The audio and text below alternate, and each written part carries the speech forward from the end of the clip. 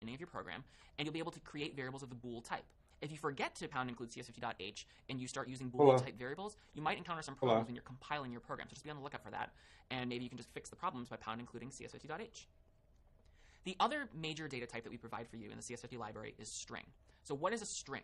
Strings are really just words. They're collections of characters. They're words, they're sentences, they're paragraphs, might be whole books even. Very short to very long series of characters. If you need to use strings, for example, to store a word, just be sure to pound include cs50.h at the beginning of your program when you use, so you can use the string type, and then you can create variables whose data type is string. Now, later on in the course, we'll also see that that's not the entire story either. We'll encounter things called structures, which allow you to group maybe an integer and a string into one unit. And we can use that for some purpose, which might come in handy later on in the course. And we'll also learn about defined types, which allow you to create your own data types. We don't need to worry about that for now, but just know that that's something on the horizon, that there's a lot more to this whole type thing that I'm telling you just now. So now that we've learned a little bit about the basic data types and the CS50 data types, let's talk about how to work with variables and create them using these data types in our programs. If you want to create a variable, all you need to do is two things. First, you need to give it a type. The second thing you need to do is give it a name. Once you've done that and slapped a semicolon at the end of that line, you've created a variable. So here's two examples. Int number, semicolon, char letter, semicolon. What have I done here? I've created two variables. The first, the variable's name is number, and number is capable of holding integer type values because its type is int. Letter is another variable that can hold characters because its data type is char. Pretty straightforward, right? If you find yourself in a situation where you need to create multiple variables of the same type, you only need to specify the type name once. Then just list as many variables of that type as you need. So I could, for example, here in this third line of code, say int height, semicolon, new line, int width, semicolon, and that would work too. I'd still get two variables called height and width, each of which is an integer, but I'm allowed to, thanks to C syntax, consolidate it into a single line. Int height, comma width, semicolon, and it's the same thing. I've created two variables, one called height, one called width, both of which are capable of holding integer type values. Similarly here, I can create three floating point values at once. I can maybe create a variable called square root of 2, which presumably will eventually hold the floating point representation of square root of 2, square root of 3, and pi. I could have done this on three separate lines. Float square root 2, semicolon, float square root 3, semicolon, float pi, semicolon, and that would work too. But again, I can just consolidate this into a single line of code. Makes things a little bit shorter, not as clunky. Now, in general, it's good design to only declare a variable when you need it. And we'll talk a little bit more about that later on in the course when we discuss scope. So don't necessarily need to create all of your variables at the beginning of the program, which some people might have done in the past, or is certainly a very common coding practice many years ago when working with C.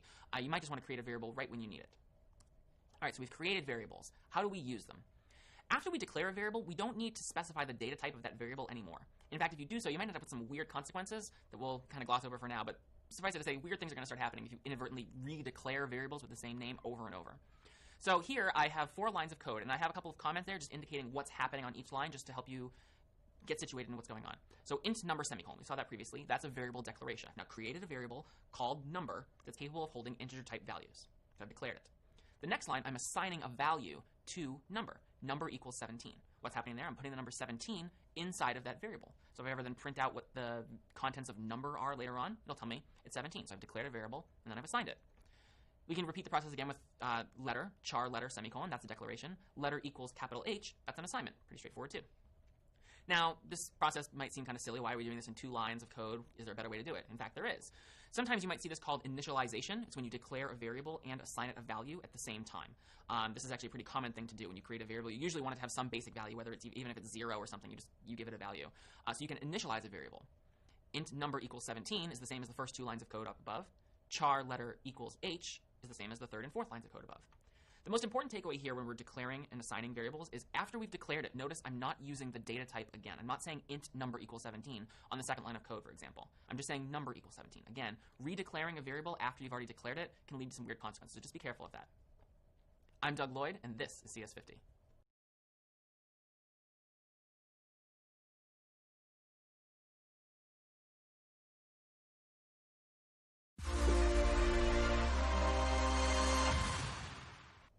All right, so let's talk about operators in C. So we've already seen one, in fact, equals, the assignment operator. It allows us to put a value into a variable. That's the assignment operator, single equal sign.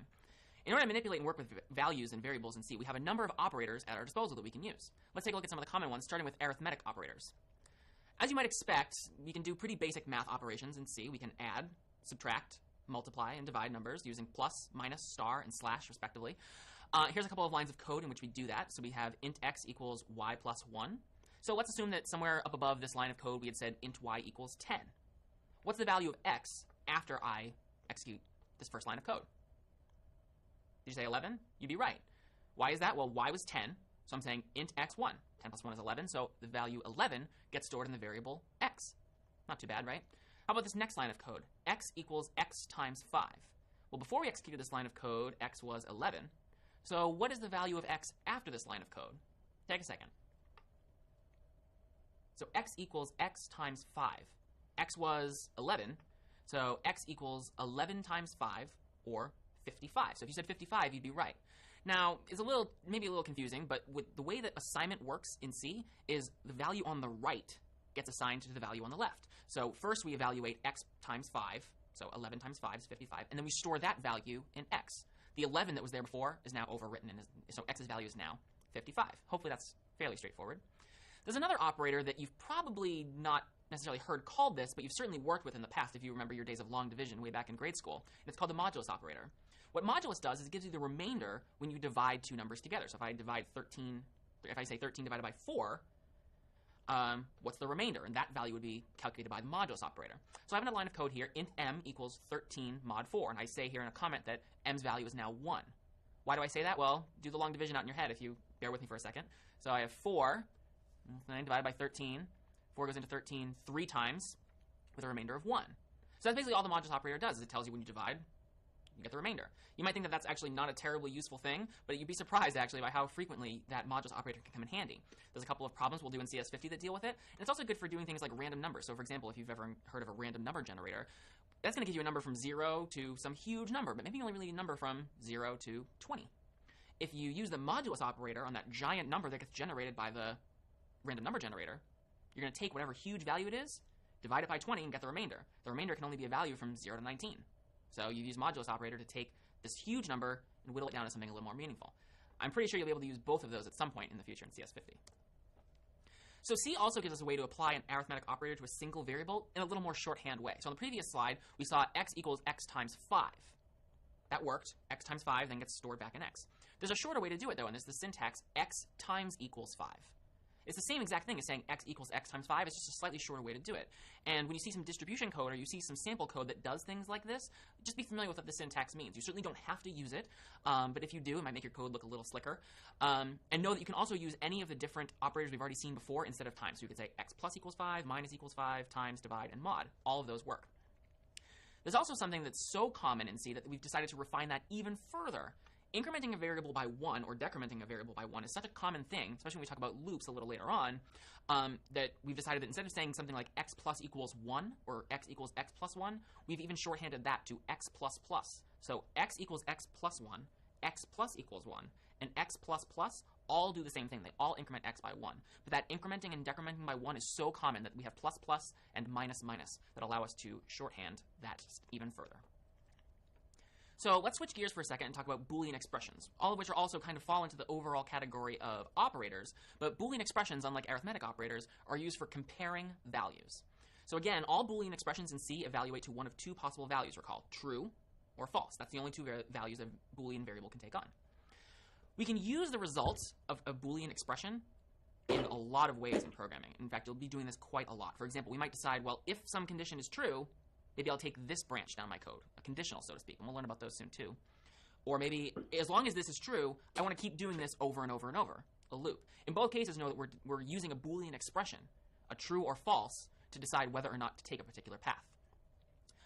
Sometimes when we're working with Boolean expressions, we will use variables of type bool. You might have declared a bool type variable, and you'll use it in your Boolean expression, but you don't always have to. As it turns out, in C, every non-zero value is the same as saying true. If you had declared a Boolean of a variable of type Boolean and assigned it the value true, that's the same as declaring an integer and assigning it the value 1, 2, 3, or really any value whatsoever other than 0. Because in C, every non-zero value is true. 0, on the other hand, is false. This might come in handy later on to know. It's just something to keep in mind. We don't always have to use Boolean-type variables when we are working with Boolean expressions. There are two main types of Boolean expressions that we'll work with, logical operators and relational operators. The language there is not terribly important. It's really just how I'm grouping them. And you'll certainly, I think, quickly realize what a relational operator is based on what they are when we talk about them in a second. But don't worry about necessarily memorizing the term logical operator or relational operator. I'm just using it to group them in a logical way. So let's take a look at the 3 logical operators that we'll see quite a bit in programming in CS50 and programming more generally. Logical AND is true if and only if both operands are true, otherwise false. What does that mean? So let's say that I am at a point in my code where I have 2 variables, x and y, and I want to decide whether to do something in my code based on if x is true and y is true. I only want to do it if both of them are true. Otherwise, I don't want to go down that path because it's not going to help me. What I can say is if x ampersand ampersand y. That will be a logical Boolean expression comparing x and y and taking a certain path based on what their values are. So if x is true and y is true based on this truth table here, only then will we go down that path if x ampersand ampersand y. It's only true. The AND is only true if x is true and y is true. If either one of them is false, as we see in the truth table, then both x and y are not true. And so x ampersand ampersand y is false. Logical OR is true if and only if at least one operand is true, otherwise false. So logical AND required both x and y to be true. Logical OR requires x to be true, or y to be true, or both x and y to be true. So again, we kind of find ourselves in a situation where we're going through our code and we've reached a fork in the road. And we want to go down a particular path if x is true or if y is true. But not necessarily if both are true, but possibly if both are true. So if x is true and y is true, we'll go down the path. X is true, one of them is true, right? If x is true and y is true. If x is true and y is false, one of them is still true. So x or y is still true. If x is false and y is true, no, one of them is still true, right? Y is true in this case. So it's true that x or y is true. Only if x is false and y is false do we not go down that path, because neither x nor y is true. Now, if you're looking at the screen right now and wondering what that symbol is for logical OR, it's called the vertical bar. And if you look at your keyboard for a minute, as I'm doing now, it's usually just above the Enter key on most keyboards, on the same key as the backslash. It's also usually right next to the square brackets. So it might be a key that you haven't typed very much in the past, but if you're ever doing logical comparisons, as we'll be doing a lot in the course, it's going to be useful to find that key and use it. So it's usually on the same key as backslash, just above Enter. The final logical operator is not, and not's pretty straightforward. It inverts the value of its operand. If x is true, then not x is false. If x is false, then not x is true. Sometimes you'll hear this symbol pronounced as bang or exclamation or not. They're pretty much all the same thing, but in case you hear that spoken and you're not sure what that means, it's just the exclamation point, but sometimes it's called a couple of different things. All right, so that takes care of logical operators. So let's talk about relational operators. Again, if you're familiar with this from arithmetic back in grade school, you're probably familiar with how these work already. These behave exactly as you'd expect. So less than is true in this example if x is less than y. So if x is 4 and y is 6, x is less than y. That's true. Less than or equal to works pretty similarly. If x is 4 and y is 4, then x is less than or equal to y. Greater than, x is greater than y. And greater than or equal to, x is greater than or equal to y. If it's true, then you'll pass that expression and you'll go down that path in the road. If you have an if x is greater than y and x in fact is greater than y, you'll do whatever is subject to that condition. Notice that we don't have a single character for less than or equal to, as you might be familiar with from math textbooks. So we have the less than symbol followed by an equal sign. That's how we represent less than or equal to. And similarly, we do that for greater than or equal to. The final 2 relational operators that are important are testing for equality and inequality. So if x equals y is true if x and y's value is the same. If x is 10 and y is 10, then x equals y is true. If x is 10 and y is 11, x equals y is not true. We can also test for inequality using 10, then x equals is subject to that condition. If it's true, then so if x takes care of logical operators. So let's talk about they're pretty much all the same thing, but in case you hear that spoken and you're not sure what that means, it's just the exclamation point, but sometimes it's called a couple of different things. Equal to, as you might be familiar with from math textbooks. So we have the less than symbol followed by an equal sign. That's how we represent less than or equal to. And similarly, we do that for greater than or equal to. The final 2 relational operators that are important are testing for equality and inequality. So if x equals y is true if x and y's value is the same. If x is 10 and y is 10, then x equals y is true. If x is 10 and y is 11, x equals y is not true. We can also test for inequality using exclamation point or bang or not again. If x is not equal to y, then if that's the test we're using here, we'll be good to go. So if x is not equal to y, we'll go down that path. Be really careful here. It's a really common mistake, and one I certainly made quite a lot when I was getting started, to accidentally mistake the assignment operator, single equals, for the equality comparison operator, double equals. It'll lead to some weird behavior in your code, and usually the compiler will warn you about it when you try and compile your code, but sometimes you might be able to sneak it by. It's not necessarily a good thing that you sneak it by, though. Just so if you are doing an equality test, if you're checking whether 2 different variables have the same value inside of them, make sure to use equals and not single equals, and that way your program will have the behavior you intend. I'm Doug Lloyd, and this is CS50.